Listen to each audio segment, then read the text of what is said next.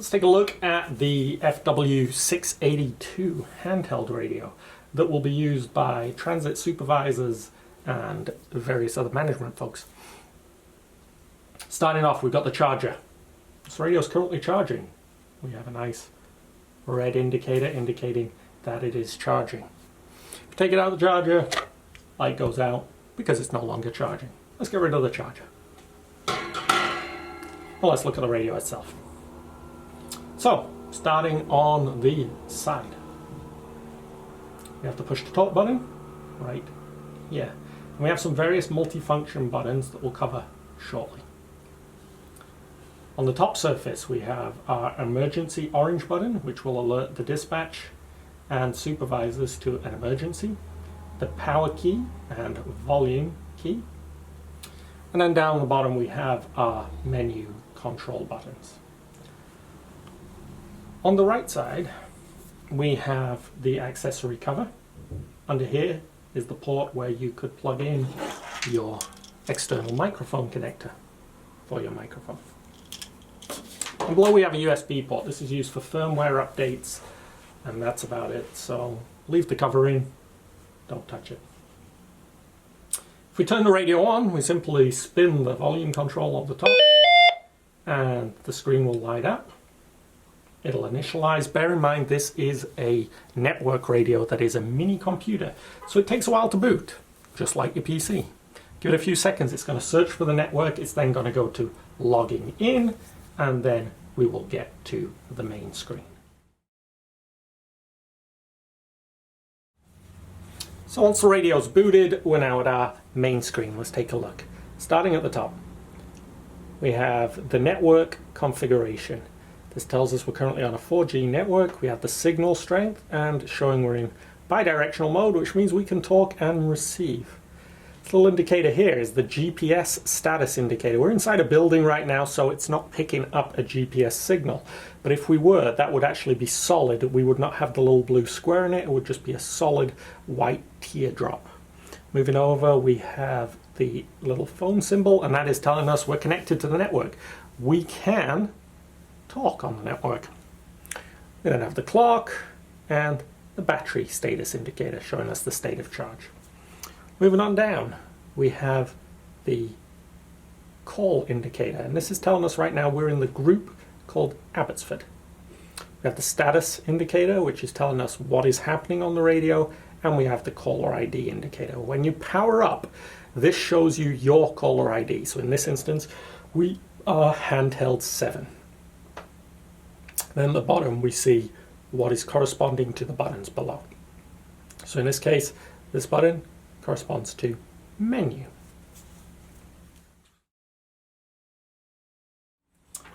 To transmit and receive on the radio, we're going to bring in a second radio here.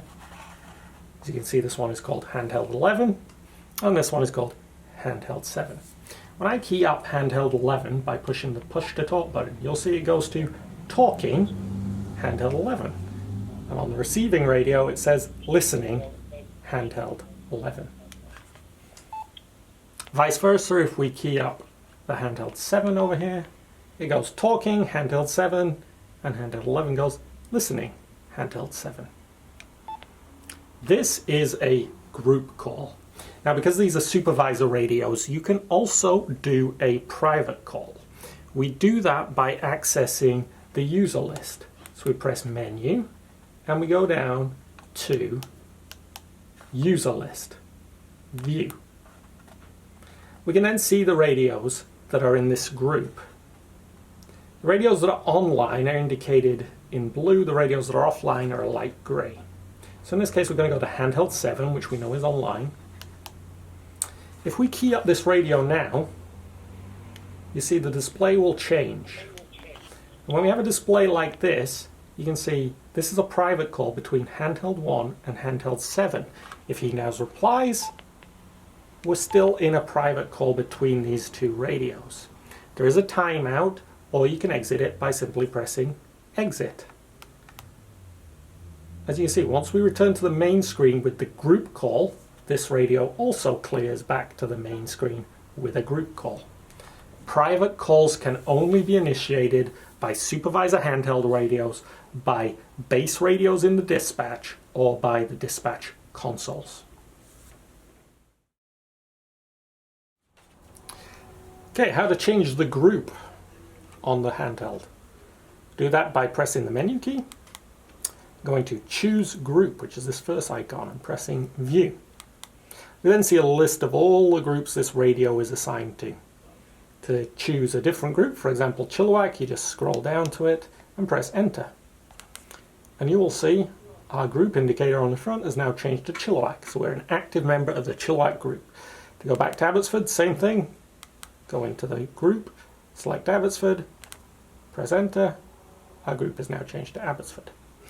Now if we're in Abbotsford and we want to listen in on Chilliwack, we can do that on this radio by going menu, choose group, and when we get to the group we want to monitor, for example Chilliwack, we're going to press the top button on the left hand side here. And when we do that, you'll see a little headphone appears over here. This would indicate that right now we are actively in the Abbotsford group. So if we talk on this handheld, we will talk to Abbotsford. But if somebody else talks on the Chilliwack channel, we'll also receive that. To clear the monitor, we do it the exact same way as we got into it. We go to Chilliwack, again, top left, and the headphones disappear, and we're no longer part of that group. You can monitor any amount of groups.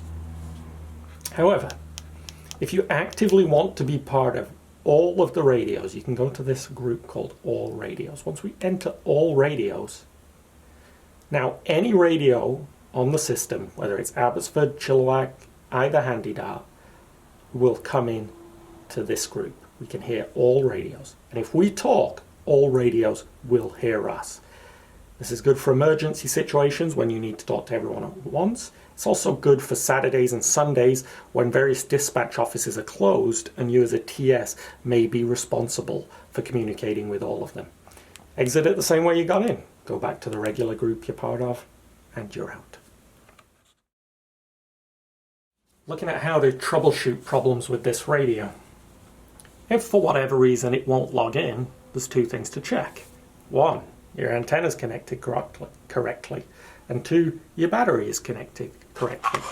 You can simply check that by going on the back. The latch key is down here. You can disconnect the battery, put it back on. If you're having audio problems with the handheld and somebody says, I can't hear you very well, there's a couple of items to check.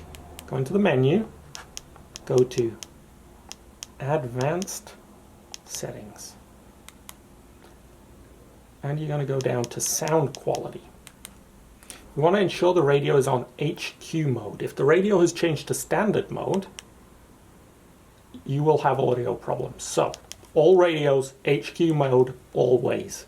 Save. The other thing you might check is if you're having trouble connecting, take a look at the network mode. The radio should be in 4G only, unless you're in an extremely remote environment where it only has 3G signal, in which case it could be changed. But for Abbotsford, Mission, Hope, 4G only. Save.